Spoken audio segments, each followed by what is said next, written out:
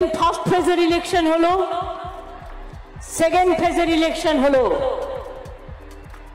আমরা প্রত্যেকেই ইলেকশন কমিশনের সূত্র ধরে সব সংবাদ মাধ্যমে লিখেছে কোথায় কত পার্সেন্টেজ ভোট হয়েছে, এবং ইলেকশন দপ্তরও সেটা জানিয়েছে, এবং কোথায় কোথায় ভোটের ড্রপ আউট হয়েছে।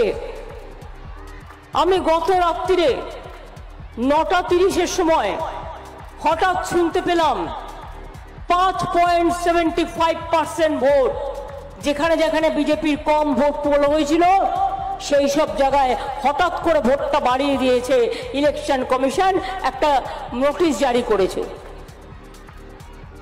আমি বলবো নাগরিকদের সন্দেহ দূর করবার জন্য ইভিএম মেশিন কারা তৈরি করেছে, ইভিএম মেশিনের চিপ কারা তৈরি করেছে, এই সংখ্যাটা বাড়লো কি করে, ফার্স্ট ফেজে কি ছিল, সেকেন্ড ফেজে কি ছিল, কত ভোটার ছিল, কত মেশিন ইউজ হয়েছিল, সেটা আমরা জানতে চাই। হঠাৎ করে বেড়ে যাওয়া মানে এটা তো নয়।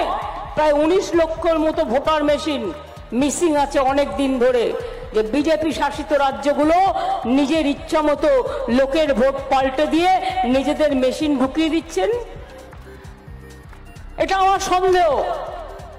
এই সন্দেহটা যাতে মানুষের মধ্যে না হয়, সেই জন্য ইলেকশন কমিশনকে আমরা বলবো মানুষের সন্দেহটা দূর করুন।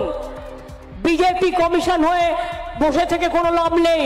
আপনাকে নিরপেক্ষ কমিশন হিসাবে কাজ করা দেখতে চায় ভারতবর্ষের জনগণ, এবং তাই আসল শক্তিটা কি এটা আপনাদের জানাতে হবে মানুষকে।